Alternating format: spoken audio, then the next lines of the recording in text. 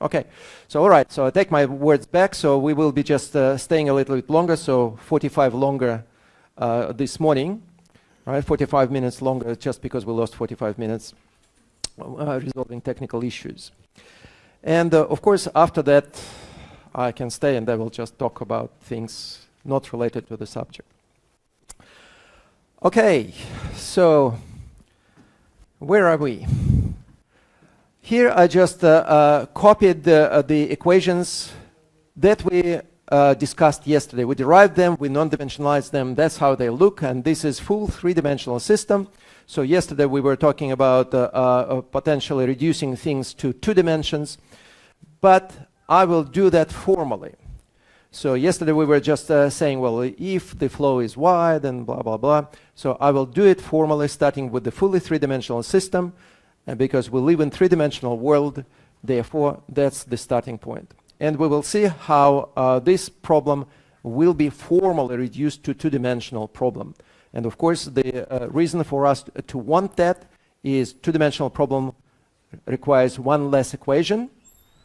One less equation means saving in terms of effort, our effort, computational time. So the problem becomes easier. So let's see how it works. So basically, the starting point always is write the full system of equations.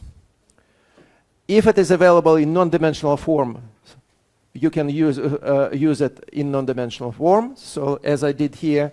Or if it is not available in non-dimensional form, write it honestly as a physical system with all dimensions present, with those coefficients present, and formally go through pi procedure and non-dimensionalize the equation, choosing the appropriate non-dimensional groups. Okay, so that's how it works. Now, in order for us to be able to decide what to do next, we actually need specific setup. So this is as far as we can go without referencing particulars. So obviously, I will start with something very simple. And what I mean is a configuration which contains 2 parallel plates, one above another, something like that. So the vertical distance between the plates is, just to be consistent with my notations, I will check what they are. So what do I use here? I use L. Okay, so it is L. I need to introduce appropriate coordinate system straight away, and this is crucial here. So if we choose coordinate system which is awkward, which does not correspond to geometry of the system, then you are in big trouble, algebraic trouble. Okay, so what do I mean by that? So the boundary conditions define the type of the flow, the type of solution you will get.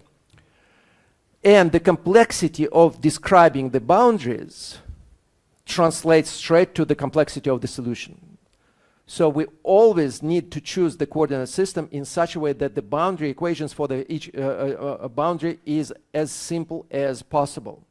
And that is the reason why we do not always stick with coordinate systems such as Cartesian coordinate system, because if we need to solve something in cylindrical settings, describing circle in Cartesian coordinates is awkward.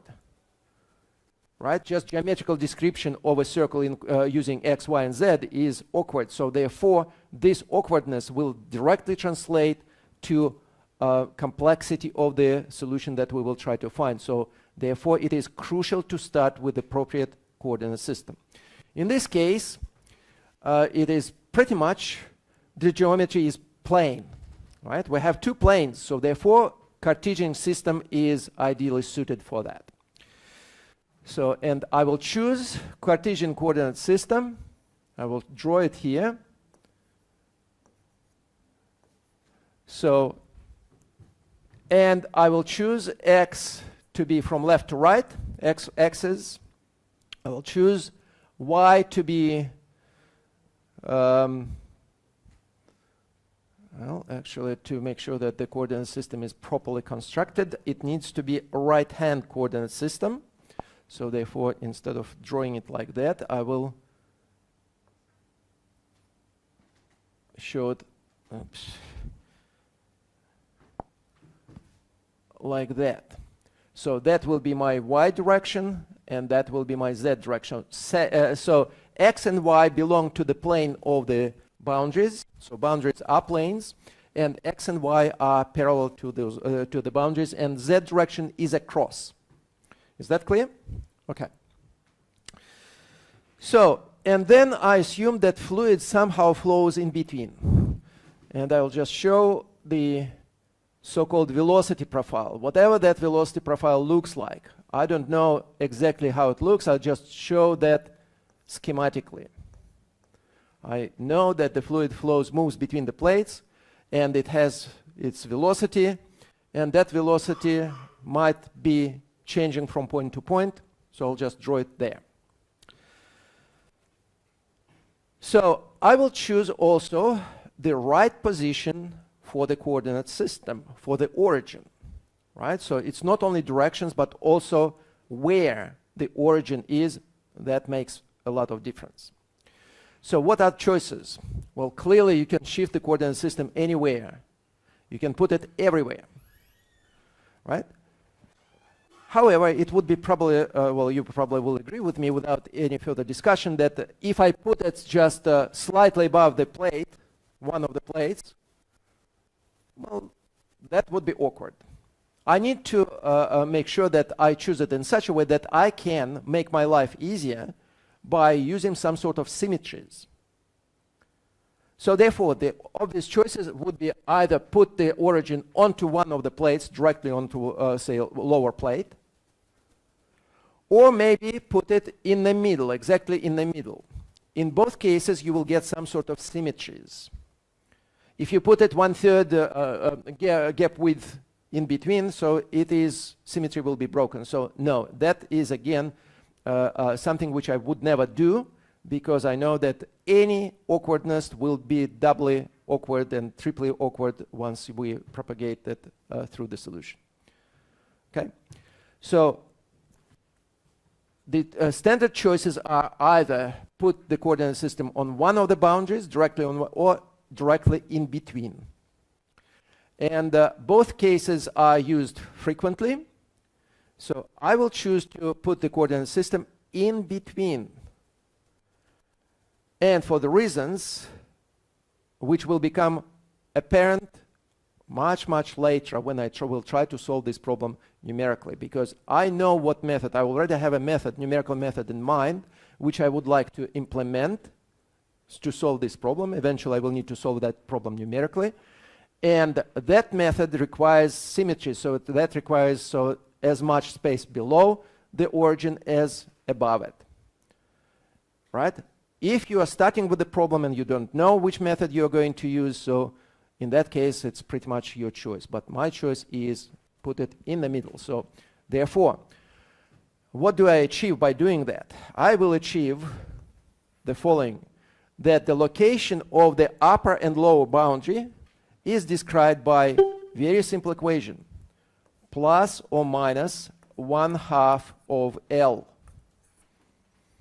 Okay, if the origin is placed directly in between the plates, halfway between the plates, then we have half distance, half the gap width up to reach the upper plate, and half the distance down to reach that plate. Plus means up, minus means down. Is that clear? Good. So, and now witchcraft starts. So now we need to try to find some solution which actually satisfies these equations. Some solution. By that I mean as simple as possible. We don't care which one, we want to know one. We will call it base flow. Everything you can imagine to simplify the system will deserve a try. So, therefore, we would like to find U bar, V bar, W bar, and P bar. That's what we would like to know.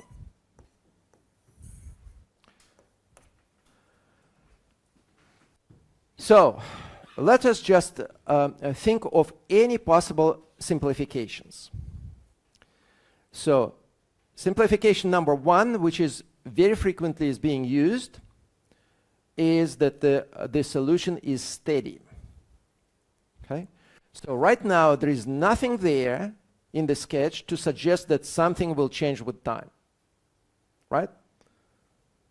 It might eventually, but at this stage no one tells us that it will definitely change in time.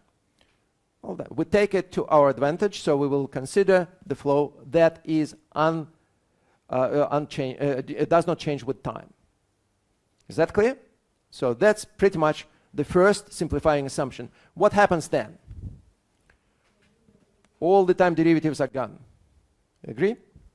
So this is gone, and this is gone. Good. Next thing. Let us look at this sketch once again, and let us think of likely scenario with vertical motion. Remember that this top is a solid plate. Bottom is also a solid plate. What do we know about solid plate and the fluid flowing through this solid plate? Can fluid flow through? No. Meaning that at least at the walls, the normal velocity component must be zero. Okay? We know for sure that this is the case at the boundary. We don't know whether this is indeed the case in between, but surely at the boundaries. Well, that suggests us, well, another simplification. Let us assume that vertical velocity component is zero everywhere. Okay? Because nobody restricts us in what assumptions we can make. So we make assumptions that simplify our life as much as possible. So what does that mean? So which one exactly? So W is equal to zero, right? So W, third component, is equal to zero. So that means that any term which contains W or its derivative, obviously if W is zero, its derivative is also zero, will go. So this will go, this will go, this will go. Well, clearly this will go, and this will go. Okay? Now, let's see what's left. Now, what is left here is dp by dz is equal to zero. Right? So that means that this pressure, which involves normal pressure plus hydrostatic component, remember that these two components there, so it does not change with depth. Okay, so dp by dz is equal to zero. So therefore, let me write it, this first conclusion here. dp bar by dz must be equal to zero. Okay, good. What else can we do? Now, let's imagine that we are moving along the plate, say, in x direction. So these are plates that are flat. They are not inclined. They're just flat. I didn't tell you how long the channel is or how big the plates are. And because of that, you are free to make another assumption, which will simplify your life. And that assumption, in this case, I will give you a hint, is that, well, let's assume that those plates are infinite. Well, nothing is infinite in this world, but let's say they are very, very long and wide. So that if you are in the middle of this gap, you simply cannot see where it ends. Right? It's far, far away. All right, so good. Now, let's imagine that you somehow move within this plate. Right? You close your eyes, you move, you open your eyes, and you look around. Has anything changed? Because if I'm here and I move forward, I can see that one of you, well, at least the first person who is closest to me, I can see his face without my glasses, right? So it moved back, and all of a sudden it is blurred. So I do feel the difference because I have a reference point, the person sitting in front of me, right? So he is finite distance away. I can see him and I can measure my distance or my perceptions because I have a reference point. The plates are infinitely long, so, and they are ideally flat plates, so therefore I cannot see the difference at all, right? And I cannot see the ends because they are so far away, so I cannot refer to them. I cannot simply see them.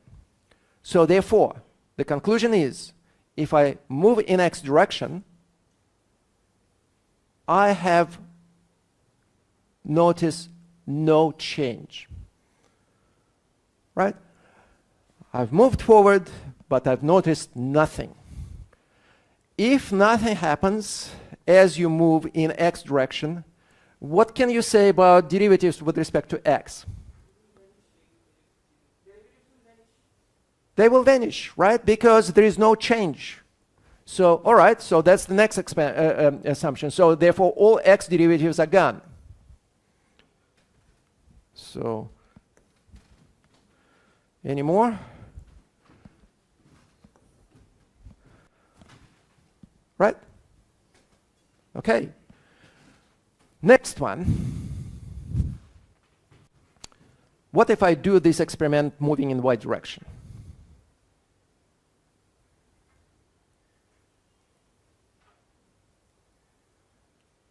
What's the answer?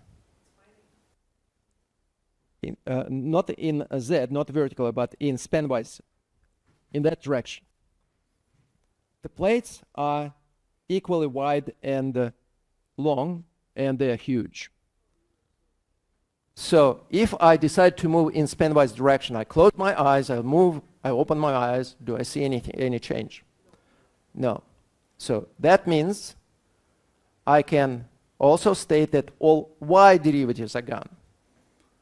Agree? Okay, let's get rid of them.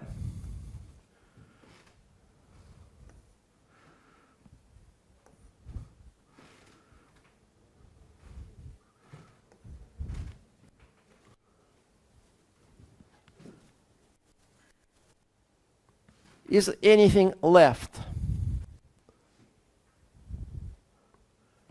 Well, that's the only thing left, but it is also 0, right? So all is gone. But what we actually obtained is the following, that the solution now is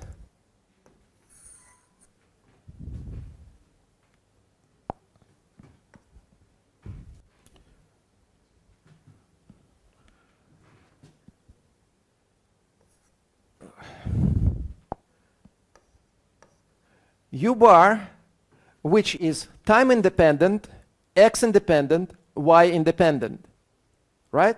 Explicitly. But we didn't say anything about Z. So therefore, we will keep Z in. What about V? V is time independent, X independent, Y independent, but we didn't say anything about Z.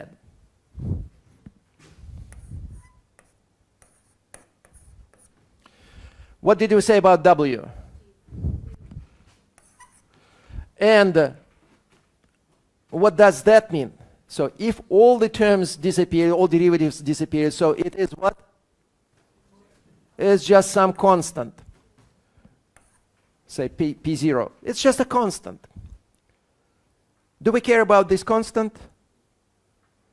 Not really, because physically pressure does not play a role. What does play a role is gradient of pressure, but gradient of pressure will kill any constant anyway, right? So the force is dictated not by how strong the pressure is, but rather how strong the pressure variation is.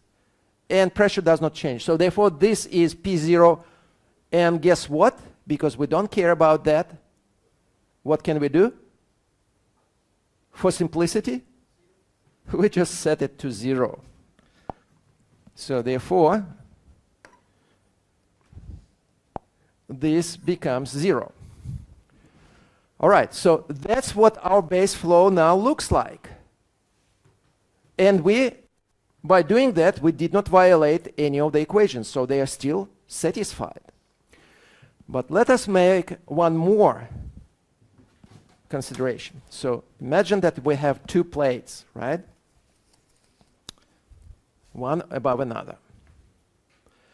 And we have velocity component in x direction, and we have velocity in y direction.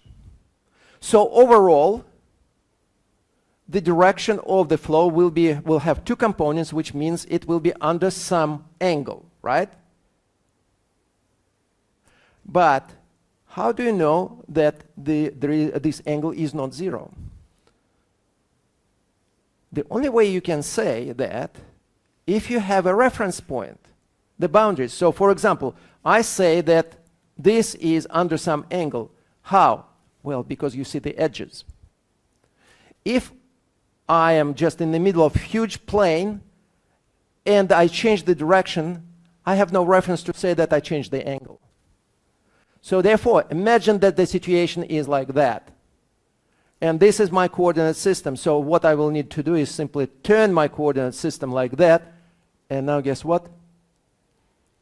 I'm aligned with one of the coordinate axes, or I align my coordinate axis with one of the directions, and that is absolutely general. So therefore, I can say that, for example, I can choose that this is 0 as well by simply rotating the coordinate system. Agree?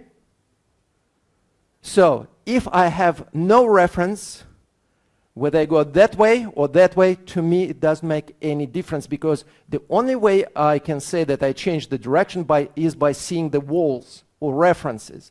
If the walls are far away, whether I go that way or that way, I have no idea.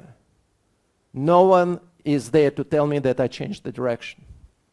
So therefore, without any loss of generality, I state that my base flow has this form.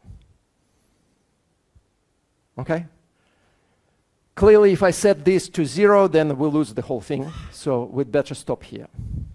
So we cannot really trivialize that. We should simplify the problem, but we cannot trivialize it because we'll lose it. Yes? Sir, I need clarification once again. The way you took V is equal to 0.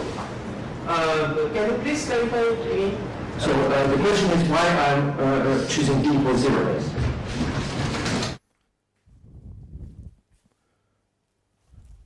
That is coordinate plane. This is x, this is y.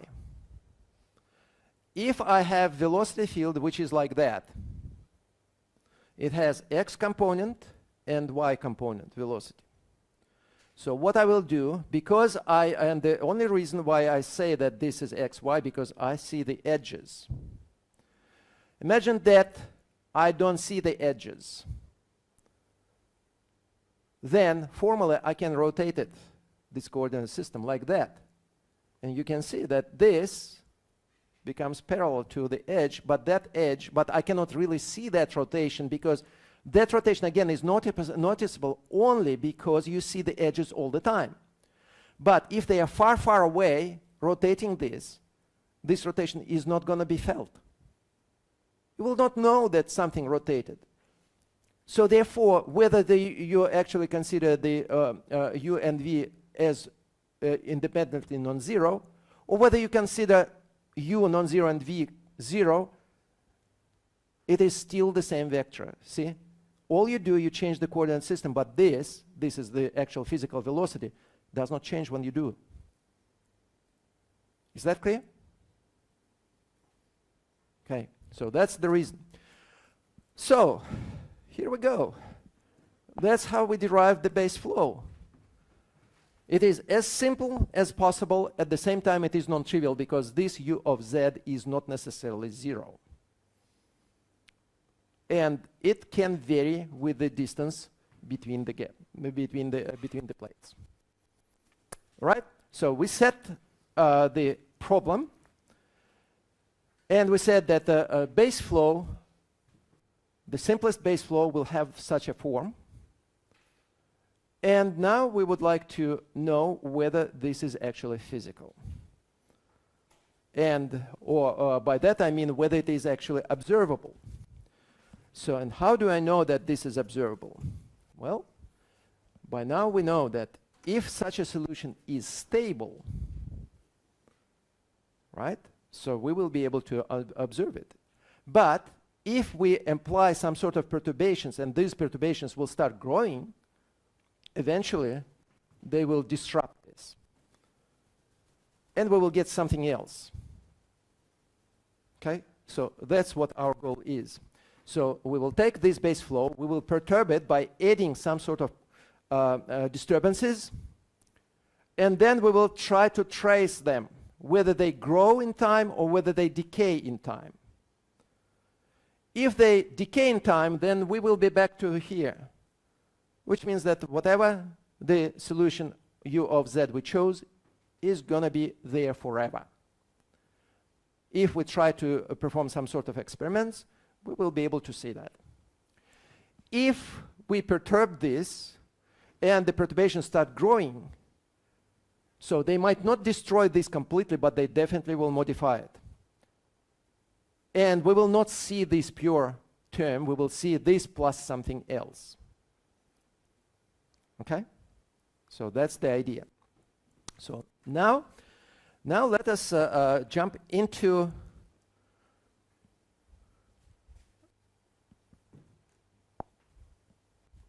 what happens with stability equations. And that's where we finished last time, right? So now we know what u bar, v bar are. We also know that w is equal to 0, right? And therefore w bar is not present anywhere here either. So, but let's just see what happens with these equations if I get rid of whatever is 0. So, du prime by dt, so we now allow for perturbations to be time dependent. So therefore, the first term definitely will be there. Du prime by dt is going to stay. We will also allow perturbations to change in x direction. So therefore, this term will be there, plus u du prime by dx. We already made the conclusion that du bar by dx is equal to 0, right? Previously. So therefore, this will be gone. We made the conclusion that v bar is equal to 0. So this will be gone. We made the conclusion that du by dy is equal to 0. So this will be gone. dp prime by dx, we have no idea what happens to it. So therefore, we will say plus dp prime by dx. Right? And at this stage, we will assume that perturbations are really small. Because they are really small, then these terms will be much smaller than any of the terms on the left-hand side, and therefore we will just neglect them. Is that clear? So therefore, I will write this as 0. Is that clear? Okay. All right, let's go to the next one. dv prime by dt plus u bar dv prime by dx. Right, so these terms are there.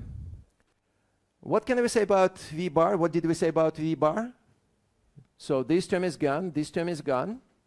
What about this term? Gone. So this one we don't know. So plus dp prime by dy is equal to, and again, we will neglect whatever on the right-hand side. So I don't have the third equation here, so but let me write it down, the four perturbations. Okay, so, and we already know the pattern, so it will be have u dw prime by dx. This term will be there. So then after that,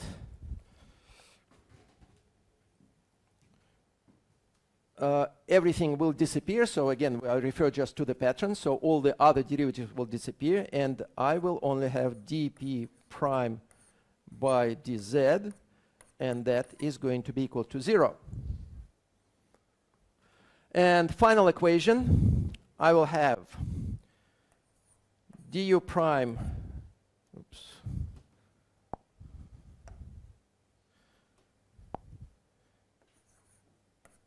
by dx plus dv prime by dy plus dw prime by dz, and that is going to be equal to 0. So that's the continuity, which is really not continuity but rather incompressibility condition. So this is so-called linearized equations.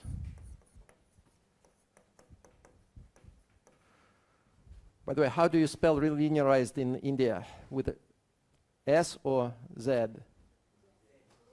So American or British?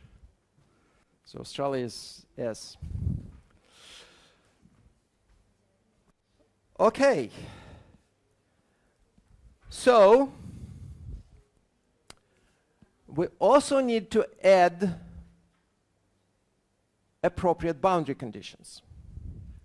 Okay? And what are the physical boundary conditions? We have solid plates. What do we know? Fluid cannot do what? Cannot flow through, right? So it cannot flow through the solid walls, which means velocity component normal to the walls must be equal to 0. Which one is that?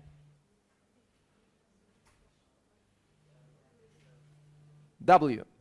So in our case we have perturbation, so W prime must be equal to 0. So W prime, and W prime evaluated at non-dimensional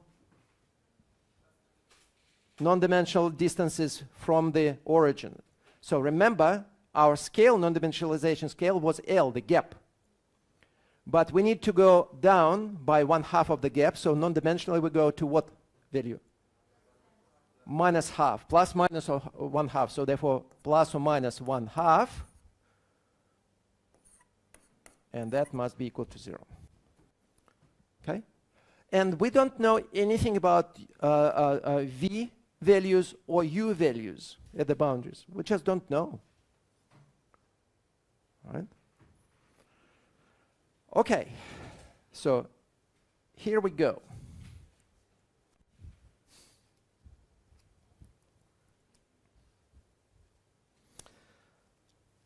So what we ended up with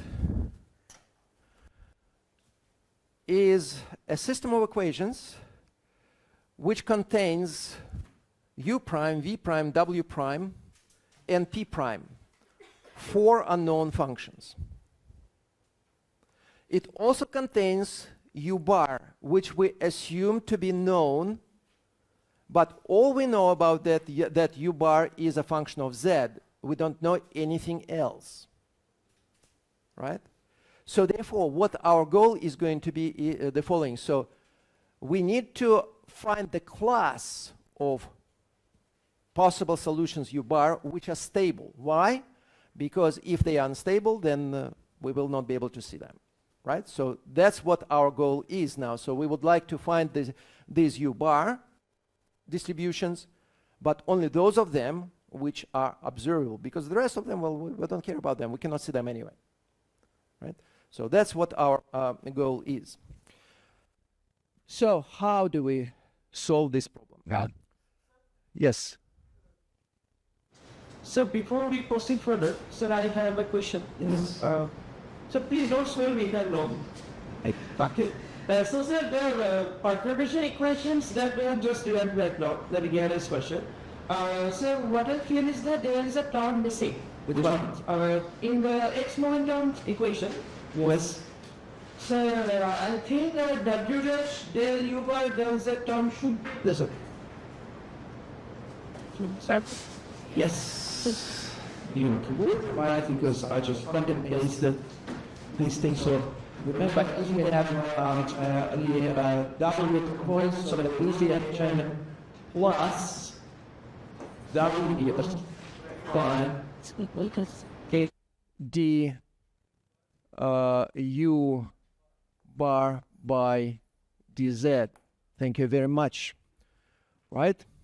So, and therefore this will translate, so I need to rewrite this term here. So just get rid of this, get rid of this, get rid of this, get rid of plus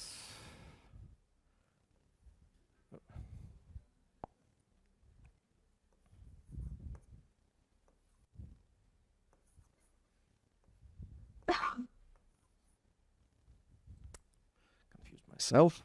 So I need to be careful here because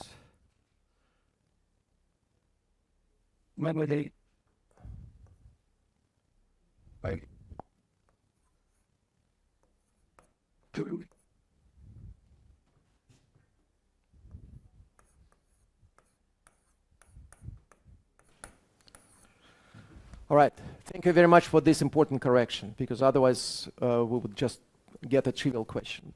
So this term must be there. So remember that u is a function of z, and u is a function of z and z alone. So that's the reason why I introduced the straight derivatives, not partial derivatives. Okay? So, and for future convenience, what I will do, I will introduce another notation. So I will introduce the notation that d by dz is simply capital D. Okay? So therefore what I will do, I will erase this once again.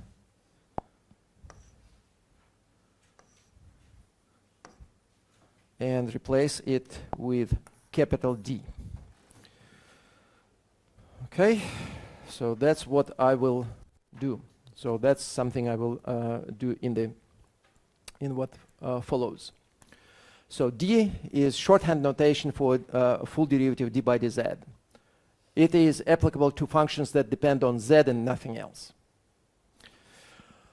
All right. Once again, thank you very much. So,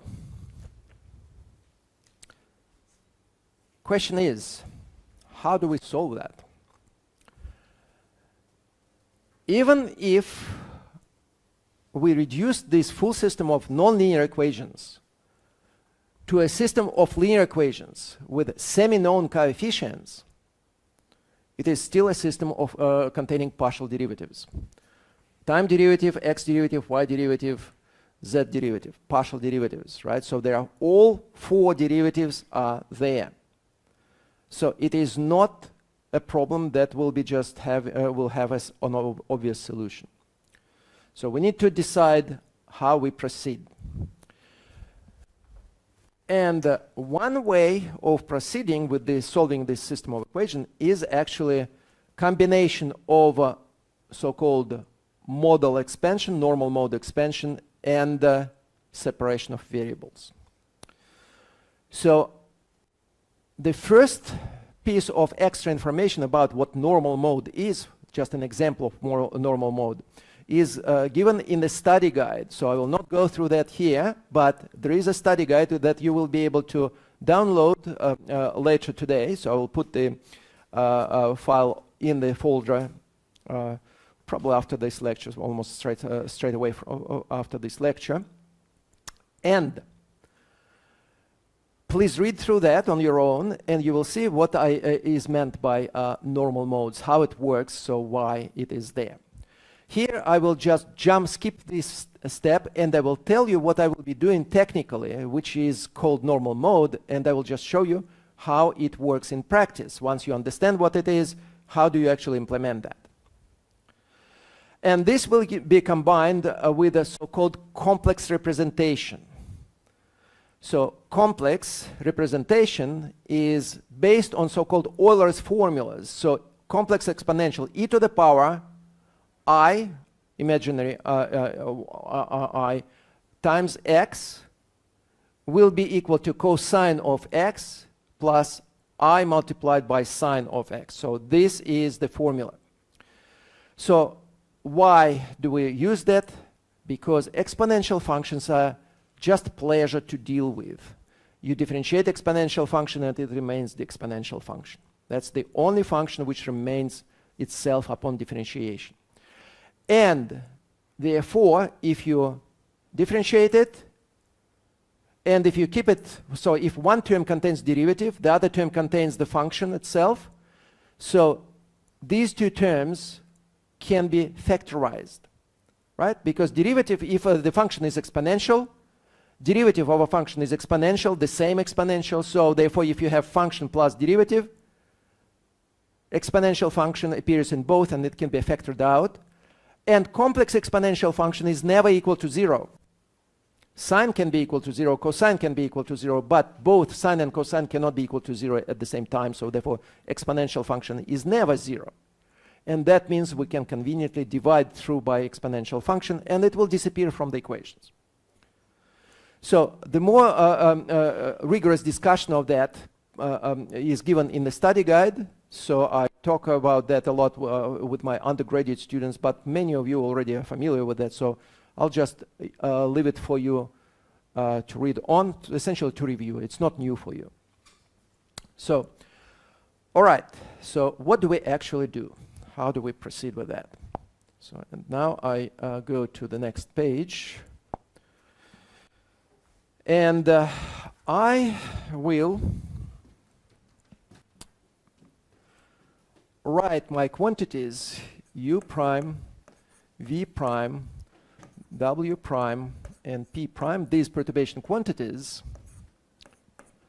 I will write them as u of z, v of z, w of z, p of z. Just to distinguish to anything we had before, I will put a hat on top of each of these functions. And I will multiply it by I alpha x plus beta y plus sigma t plus c c. So this is how you do it in practice. Of course, you need to understand what that means. And I will spend a few minutes just to explain what I just wrote. First of all, as soon as you see anything complex here or imaginary, you have to be very quick in acting because you are solving physical problem. Physical problem is real problem. If physical problem has imaginary solution, that is not a physical problem, right? Physical problem, by definition, produces a real solution. Okay? So real, because we can see it. Imaginary, we can dream about it, but we cannot actually implement it. So that's very, a simple concept here. So therefore, if I introduce algebraically some complex quantities, they will contain imaginary parts, non-existing parts, fake, non-existent. So I have to make sure that I get rid of them. And how do I do that? Any complex quantity will enter a physical problem as a pair with complex conjugate. So do you remember what complex conjugate is? Right? So if z is a complex number which contains x as a real part and y as imaginary part, so z is equal to x plus iy, Complex conjugate is x minus iy. You add complex conjugate and the original function together, you will get x plus iy plus x minus iy. Iy will cancel, so the result will be real. So that's the reason why I necessarily have to put complex conjugate. So why do I not specify what complex conjugate is? The reason why I do not do that at this stage is because equations that I'm trying to solve are linear equations. And linear equations, no matter whether they're differential or algebraic equations, they satisfy, they obey a principle. Do you know what principle I mean? So you heard the name, so whether you will be able to connect to what to the context, I'm not sure, so but try. So I'm talking about a principle which works with linear equations. What is that principle? Any idea? I'll give me some principle. Any principle, so you're completely principle and correct. So any principle you know. Principle? Exchange of operations. Whether it's a change of speed for example, yes, we actually saw that in the any action with an action. So no, it's not the principle I'm talking about. The principle we here, the relevant one is principle of superposition. Yeah. There is superposition. So what does that mean? If equation is linear and it has one solution, if it has the other solution, you add those solutions together, you will still get a solution. That's how it works. So therefore, this and this will be parts of the same solution. And if we know the solution corresponding to this, then complex conjugate of that will be automatically a solution of the same problem. It is guaranteed. So therefore, I don't really need to solve for this separately. All I need to do is to solve half of the problem like that, and then whatever result I get, find the complex conjugate of that, and it will be guaranteed that it is also a solution. That's why I don't bother about writing this in detail.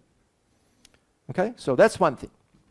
Next thing, I mentioned separation of variables, and you can see that separation of variables is already there. So what is separation of variables? When the solution is depends on multiple variables, in our case it depends on x, y, z, and t, but you represent different parts or different variable dependence as a product. So really what we have here, a function of z multiplied by exponential function of x, multiplied by exponential function of y, multiplied by exponential function of t. So it is a separation of variables in action. So it is my choice. So the first one, CC, is a necessity. Physical reality has to be real. I cannot avoid that. But how I write this, it is my choice. I just choose things to do work that way.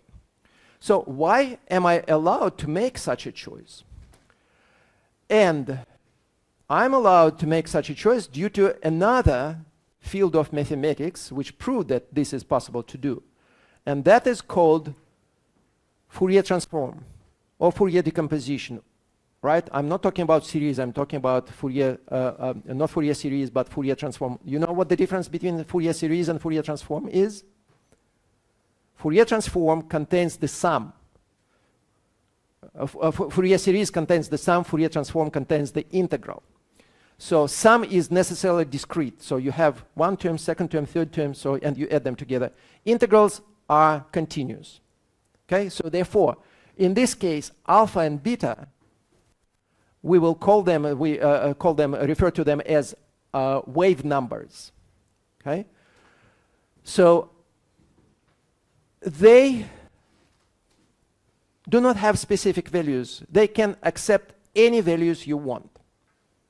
Continuous values, so not 1, 2, 3, but rather 1, 1.1, 1.2, and everything in between as well. So everything, so it's just continuous. It's like x. X is continuous, right? You draw the line x-axis. Alpha is also continuous, beta is always also continuous, and sigma is also continuous. there is a slight difference between the terminology. So here, when we see I appearing explicitly, we are talking about Fourier transform. When we have something like that with I maybe there but hidden somewhere inside, we are talking about Laplace transform. But fundamentally, they are absolutely the same. Okay? Fourier transform and Laplace transform, when you actually compute them, you do exactly the same things. It's just notionally this contains I explicitly, this does not, the Laplace transform doesn't. So, and what is known from a Fourier transform theory is that any well-behaved function, so and by well-behaved function is the function which does not contain any sort of singularities. And we don't expect any singularities here. It is, again, it is a physical problem. Singularities are not permitted. Right? Because singularity means something goes to infinity. Something goes to infinity means to create that, you need either infinite mass or you need infinite energy. And neither infinite amount of mass or infinite amount of energy is ever available. So therefore, in the physical world, singularities cannot exist. So therefore, we are talking about representing some solution which is a nicely behaved function with no singularities using Fourier transform or Laplace transform. And this is always possible. I just cite or refer to general theory. Obviously, we are not going to discuss that general theory here. We just use that. So that justifies my choice here. So I do not lose anything because the problem is linear. And because I allow any values of alpha, beta, and sigma, I do not lose anything. This is possible. So this is the solution. So and we will be able to build any solution out of these elementary solutions by simply gluing them together. Okay? So, all right. Again, once again, this only works because of the linearity of the problem that we are trying to solve. Principle of superposition in combination with Fourier transform, in combination with Laplace transform, in combination with the separation of variables. And these are called modes, periodic modes, and these are called sometimes normal modes.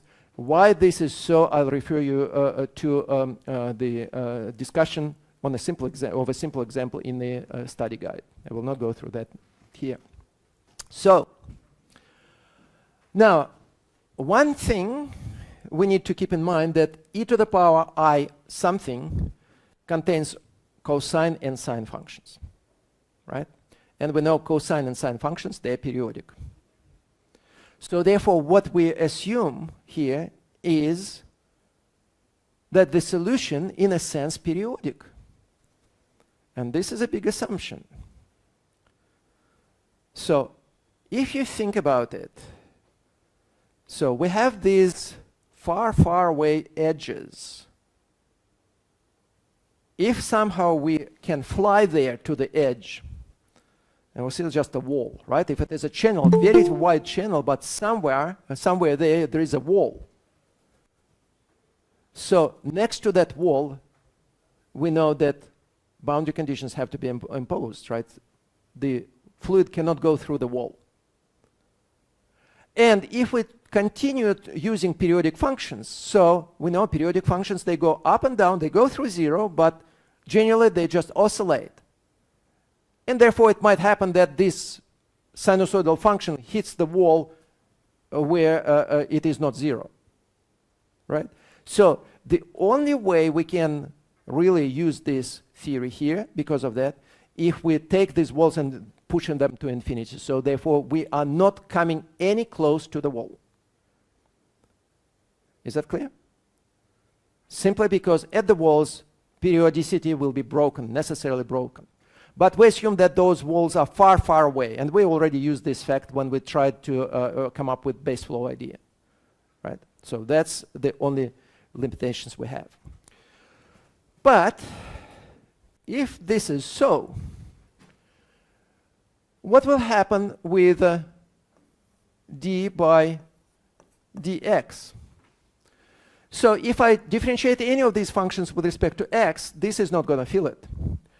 And this is not going to fill it, and this is not going to fill it. This will, right? So therefore, what I will get, so if I have a function f written like that, right? F is a representative of one of those functions, right? Or u prime, v prime, f prime, w prime, p prime, any of them. This will simply be translated to I multiplied by alpha f. So differentiation is trivially reduced by to multiplication by coefficient I times alpha, right? So df by dy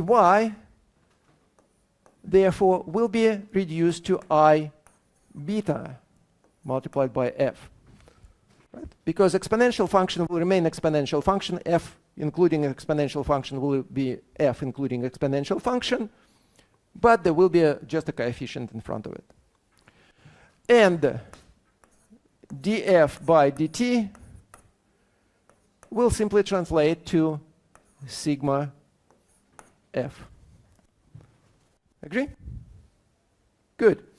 So that's what we need to keep in mind, and therefore, unfortunately, it's on the previous screen. If you made some notes, please refer to your notes. So what I will be referring to is this system. And what I will do, I will just replace all these derivatives with appropriate factors. So I will get, in this case, I will get sigma u hat plus I multiplied by beta v hat, right? So just double check where it all coming from. So we have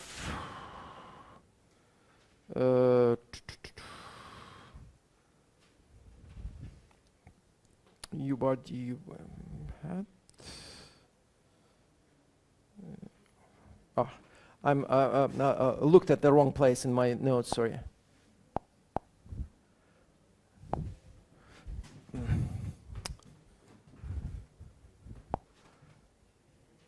Oh, what did I do? Can I go back? Yeah, restored it. So press the wrong button.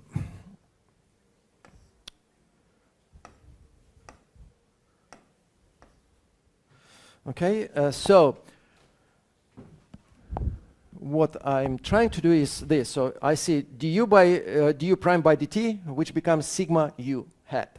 So then I have this term here. So this will bring alpha I in it, right? So it will be plus I alpha u bar u hat. You with me? Okay. So then we will have plus w hat d u bar. Remember, d is d by dz.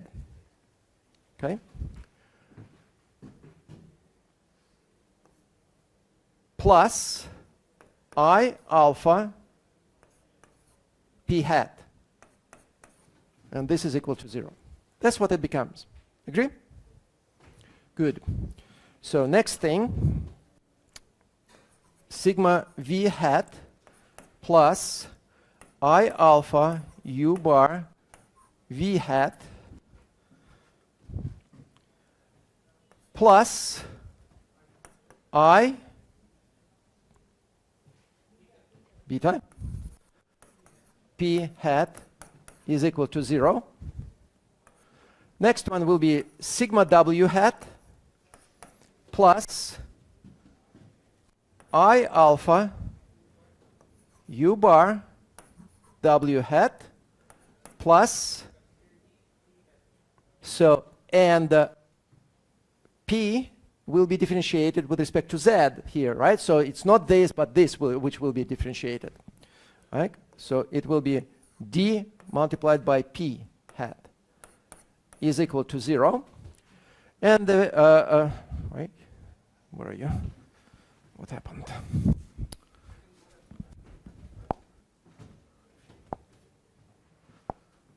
So I guess it's falling asleep, that's why. So we will have I alpha u hat plus I beta v hat plus d w hat is equal to 0. That's the continuity equation. Okay? All right. And keep in mind that we are still dealing with boundary conditions. So boundary conditions will be satisfied at various values of z. Right? So therefore, boundary conditions are imposed on which part? On this part or this part? Exponential part or non-exponential part? Non-exponential, where z is. Right? So therefore, we will have to have the condition that w hat is equal to 0 at z equals to plus or minus 1/2. Okay? All right, good. Now, one more comment. Obviously, all these originally contained exponential factors. Right? Because if the original function contained exponential function, when you differentiate it, you will still have exponential function. But it will be exactly the same exponential factor everywhere. So therefore, because right-hand side is equal to 0, and exponential factor is never equal to 0, you cancel it. Is that clear? Good. So, 5 minutes left for until we have a break. So, all right. So let us see what we can do. So now it is much simpler than it was before, but it is still a differential system, right? We have most of these reduced to multiplication, but we still have these capital D's sitting there, right? So therefore, it is still a system of differential equations. However, they become ordinary differential equations. So only one derivative in z is present. All other derivatives are gone. All right, so what we will try to do now is to manipulate these equations and try to make them even simpler. And what I will do after the break, I will show you what to do with the first two equations. And we will see that something interesting happens. So we will see that equations will become decoupled. So what do I mean by that? So if you look at this, so this first equation contains u, w, and p, all three variables there, right? U, v, w, no, v is not there, but u and w and p. So this contains v and p. So this has p, this has p. So they're coupled. So, and also this one contains u bar, but u bar is known, we assume it is known, so that's not a problem. So this one contains w, w, and p. This one contains all three of them. So therefore, it is like a system of algebraic equations with different variables, but they're all present in all equations, or at least some of them are present in all of the equations.